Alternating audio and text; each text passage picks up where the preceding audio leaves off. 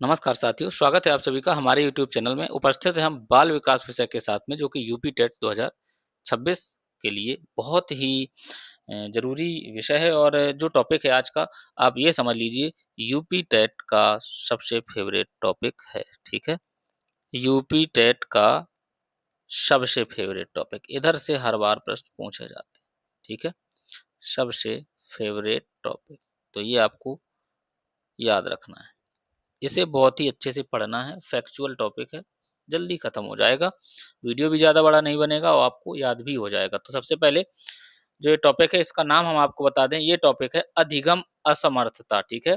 अधिगम असमर्थता ये टॉपिक है, जिसे हम अंग्रेजी में क्या कहते हैं, लर्निंग डिसेबिलिटी। क्या कहते हैं? लर्निंग डिसेबिलिटी हम अंग्रेजी में कहते हैं। तो इसके हम प्रकार समझेंगे, अधिगम असमर्थता के प्रकार, मतलब टाइप्स ऑफ लर्निंग डिसेबिलिटी। तो क्या है, इसके बारे में हम थोड़ा सा जानते हैं।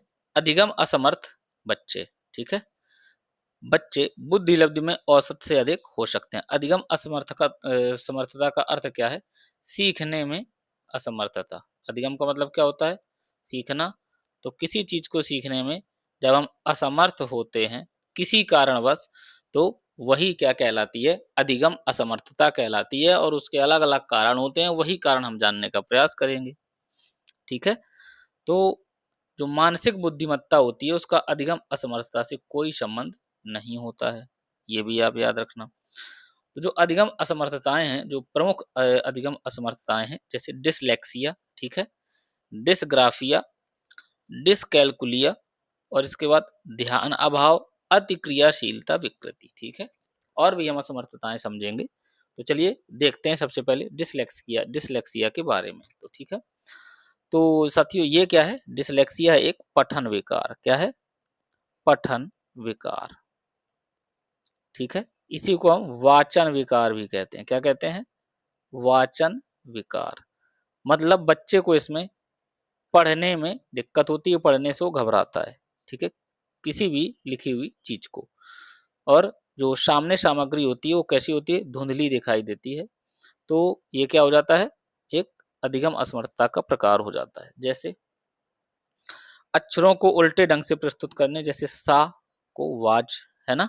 दृष्टि व स्मृति संबंधी कठिनाई होती है। इसके लक्षण हैं किसके? डिसलेक्सिया डिसलेक्सिया के। और एक एक कर व धीमी गति से पढ़ना, पढ़ते समय किसी शब्द या पूरी पंक्ति को छोड़ देता है ना? और वाक्य में आए शब्दों को आगे पीछे करके पढ़ता है। तो ये सब क्या है? डिसलेक्सिया है, पठन विकार। अब इसका कारण क्या हो सकता है? यह रोग तंत्रिका तंत्र संबंधी विकृति के कारण होता है, और यह वंशानुक्रम के द्वारा भी हो जाता है। निदान इसका क्या है? अगर पारिवारिक इतिहास का अध्ययन किया जाए तथा भाषा वर्तनी उच्चारण बौद्धिक योग्यता स्मृति संबंधी परीक्षण तथा व्यवहार का सूक्ष्म निरीक्षण किया जाए, तो इसका निदान भी हो जाता है। कारण क्या है? तो आपको याद रखना है, डिसलेक्सिया किस प्रकार का विकार है? पठन विकार है, पढ़ने संबंधी असमर्थता। इसके बाद आगे आएंगे हम। अगला विकार है डिसग्राफिया। क्या है? डिसग्राफिया। ये इसे हम क्या कहते हैं? इसे हम कहते हैं लेखन विकार। क्या कहते हैं साथियों? लेखन विकार, लिखने संबंधी असमर्थता। ठीक है? अब ये क्या है? इसका संबंध लिखने की बाध्यता से है, और बच्चों द्वारा अ, लिखे गए शब्दों को पढ़ने में भी कठिनाई होती है। ठीक है? और मतलब वो अपना लिखा हुआ समझ नहीं पाता है लेखन विकार में। लेखन धीमा भी होगा, भद्दा भी होगा और त्रुटिपूर्ण भी होगा। ठीक है? और बालक शीघ्र थक जाता है और उंगलियों में दर्द होता है। ये आपको याद रखना है। तो डिस्ग्राफिया हो गया। लेखन संबंधी कार्यों में कठिनाई, कलम पकड़ने का ढंग ठीक नहीं होता, अक्षरों का आकार समझने में कठिनाई होती है, शब्दों और वाक्यों के बीच अंतराल जो होता है वो अनियमित होता है, वाक्य छोड़कर या पुनरावृत्ति करते हैं बच्चे। ठीक है? डिसकैलकुलिया, इसके लक्षण है। ठीक है? किसके? डिसग्राफिया के लक्षण है कि क्या क्या कठिनाइयां होती हैं। अब डिसकैलकुलिया ये एक है गणितीय विकार। क्या है? इसे हम कहते हैं गणितीय विकार। गणितीय विकार कहते हैं हम। तो इस रोग से बाधित बच्चे क्या होता है? शीघ्र नहीं पहचाने जाते, क्योंकि इन बच्चों में गणित की योग्यता कम होती है।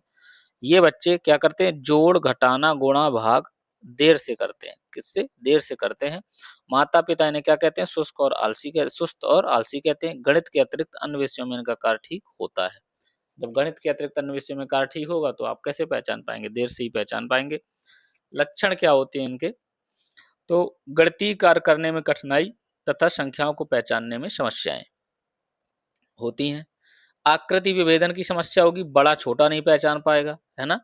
परिधि के बारे में, क्षेत्रफल आदि को समझने में भी कठिनाई होगी बच्चे को। श्रवण व दृश्य इंद्रियों के सामंजस्य में कमी होती है। और समय, दूरी, गहराई से जुड़ी समस्याएँ भी होती हैं। गणित संपत्तियों के स्मरण करने, धारण करने व पुनः स्मरण करने में कठिनाई होती है। रुपये पैसे के लेन-देन संबंधी भी कठिनाई होती है। ये डिस्कैल्कुलिया के लक्षण होते हैं। और उपचार इसका क्या होता है? इन बच्चों के लिए गणित का अभ्यास व बहुइंद्रिय प्रयोग कराया जाए, जैसे खेल विधि, प्रश्नोत्तर विधि और वास्तविक जीवन अनुभव के माध्यम से सिखाया जाए, तो जो डिस्कैल्कुलिया होती है वो ठीक हो सकती है। अब हम आगे देखेंगे ध्यान अभाव, ठीक है, अति क्रियाशीलता विकृति, ठीक है, जिसे हम एडीएचडी कहते हैं। और एडीएचडी का जो फुल फॉर्म होता है attention deficit hyper activity disorder, ठीक है, attention deficit hyper activity disorder ADHD का फुल फॉर्म होता है। तो इनमें क्या होता है? आवेगों के नियंत्रण की समस्या होती है बच्चों में। किसमें? अपने जो इम्पल्सन्स होते हैं उसमें समस्या होती है, उसमें नियंत्रण नहीं कर पाता, मतलब उनका ध्यान केंद्रित नहीं हो पाता। इस कारण कक्षा में अनुशासनहीनता करते रहते हैं और शिक्षण में बाधा उत्पन्न करते रहते हैं। यह क्या है? स्नायु तंत्र संबंधी विकृति है। इसमें असामान्य स्तर का ध्यान, आवेग तथा अतिक्रियाशीलता भी सम्मिलित है। ये बच्चे संवेगात्मक रूप से कैसे होते हैं? अस्थिर होते हैं। प्राथमिक स्तर के बच्चों तथा लड़कियों की अपेक्षा लड़कों में अधिक पाया जाता है।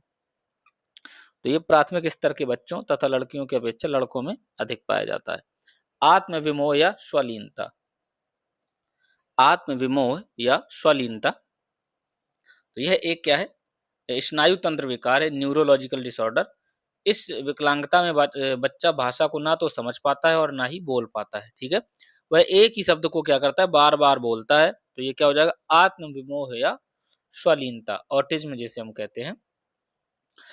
तथा अपने संबंधियों को भी नहीं जानता पहचानता है। जुड़वा बच्चों में 60% स्वलीनता होने की संभावना रहती है और यह आनुवंशिक कारणों से होती है। इसके दुष्प्रभाव क्या है? सामाजिक निर्योग्यता, ठीक है, सोशल इम्पेयरमेंट, संप्रेषण निर्योग्यता, तो कम्युनिकेशन इम्पेयरमेंट, ठीक है, और इसके बाद लचीलेपन की निर्योग्यता के कारण बार बार शब्दों को दोहराते रहना। तो ये आपको याद रखना है इसके दुष्प्रभाव। और 2 अप्रैल को हम लोग क्या मनाते हैं? विश्व स्वलीनता दिवस, वर्ल्ड ऑटिज्म डे मनाते हैं। तो ये भी आपको याद रखना है। तो ये क्या हो गया?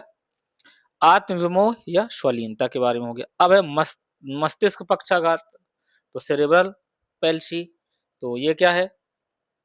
लकवा, अधरंग आदि ये क्या है? मस्तिष्क पक्षाघात हैं। अचानक से बच्चों में हो जाते हैं या व्यक्तियों में हो जाते हैं।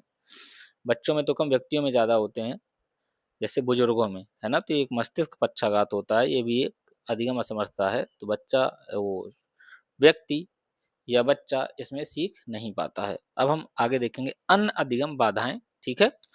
डिस्प्रैक्सिया, ठीक है, डिस्प्रैक्सिया क्या है? ये भी पूछा जा सकता है आपसे। तो यह ज्ञानेंद्रिय एकीकरण अक्षमता है, जिसके कारण बच्चा हाथ व आंखों में समन्वय नहीं रख पाता है, जैसे पेंसिल ना पकड़ पाना या बटन बंद ना कर पाना, ठीक है। तो डिस्प्रैक्सिया समझ में आ रहा होगा आपको।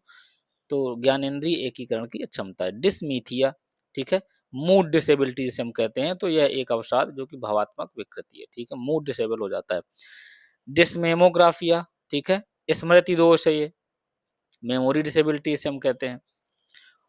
ऑडिटेक्सिया, श्रवण बाधा, श्रवण बाधा से ग्रसित बच्चे कक्षा में नैराश्य या कुंठा का सामना करते हैं, क्योंकि वे दूसरों के साथ संप्रेषण करने तथा सूचनाओं को बांटने में अक्षम रहते हैं। जैसा नाम से ही समझ में आ रहा है, ऑडिटेक्सिया, है ना, श्रवण बाधा, ऑडिटेक्सिया, ऑडियो, है ना, तो श्रवण बाधा। उम्मीद है सभी को ये टॉपिक बहुत ही पसंद आया होगा, और यहाँ से चूंकि प्रश्न बनते रहते हैं, इस वजह से हमें ये टॉपिक अच्छे से तैयार करना है और कोई भी प्रश्न हमारा गलत नहीं होने पाए। हमारा मेन उद्देश्य ये है, किसी भी तरीके से परीक्षा में हमारा प्रश्न सही हो जाए। सबसे मेन उद्देश्य हमें ये बना के चलना है। तो साथियों, मिलते हैं आपसे अगले वीडियो में, तब तक के लिए नमस्कार।